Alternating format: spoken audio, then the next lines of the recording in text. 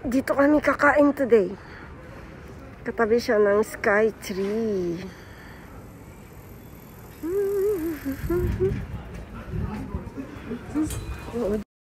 Sumida Tokyo po siya. Old bar restaurant and masarap talaga siya. Kaya maraming dumadayo mga kung saan galing na place. Tapos after manood ng sumo, matanda na si chef. But masarap talaga yung mga menu niya. Haba ng pila, guys. Cheers!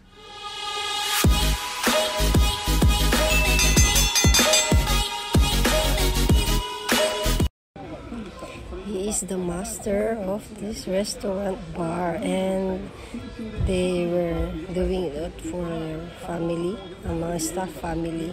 Yung eldest son niya tsaka yung misis niya. Yan ang kanilang mga menu. And meron silang ganyan offering na parang side dish. Yan yung fresh na horse meat. Mahilig sila dyan red meat. Masarap daw, but hindi ko pa yan na-try. No, never. Sinasawsaw sa special na sauce, tapos nilalagyan nila ng grained na garlic. Saka nila kinakain yan, guys. But hindi ako interesado.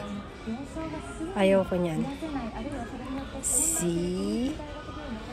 And then, ayan, kakainin. Number 1 menu yan dyan sa kanya resto.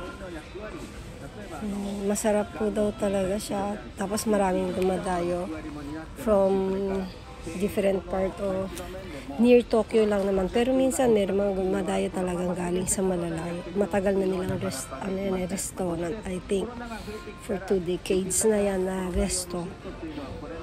And napaka-old na rin ng building. Ayan. Kainan na naman. Yan lang dinadayo ko dyan. Hindi para uminom.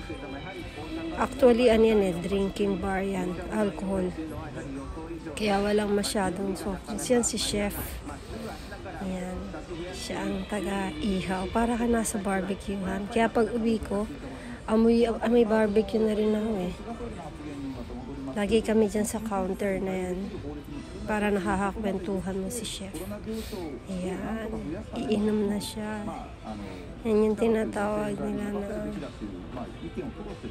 grapefruit sour. Inihahalo siya sa Japanese alcohol, which they call it shochu. Nilalagyan ng grapefruits na fresh. Kaya madali siya inumin. Ayan, yan ang favorite ko. It's intestine. I think it's the big intestines. Small, big yata. Iniihaw ni master yan. Meron siyang sauce na sarili niyang gawa. Kaya talagang super sarap. Ayan, kakain na naman. Eating time, guys. Lakihan ng subo. Okay. Diba? Malayo kasi sa bahay yan eh. Malayo sa amin. Siguro mga bahay. 3 rides ng train. Mga kulang 1 hour din. Malapit pa siya sa Sky Tree. Kaya every time pumunta kami dyan, before kami umuwi, meron kaming picture from the Sky Tree. Diba? Sarap niyan, guys. Grabe. Maghahanap ka ng rice. Nakakahiya, wala nagra-rice. Kaya, ayan. Puro intestine na. Motsu ang tawag sa kanila niya. Motsu. Masarap-sarap. Sinusulit. Oh, sarap. Tinanggal ko yung sound. Ayan ako, sunog. Sunog. Kasi sunog na yung niluluto ni master. Ang busy. Puno lagi yung nila. Yung kanilang rest. Kaya guys, dito pala, sa resto na yan sa Marui, kailangan mo magkuha ng appointment. Pag hindi ka makakapasok kasi lagi silang punuan. Need mo tumawag.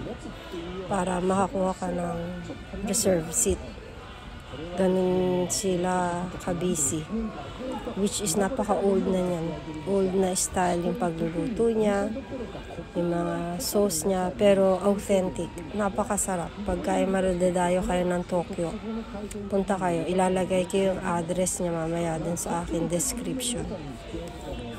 Near lang siya talaga sa dito sa Skytree. Kaya pwedeng lakarin.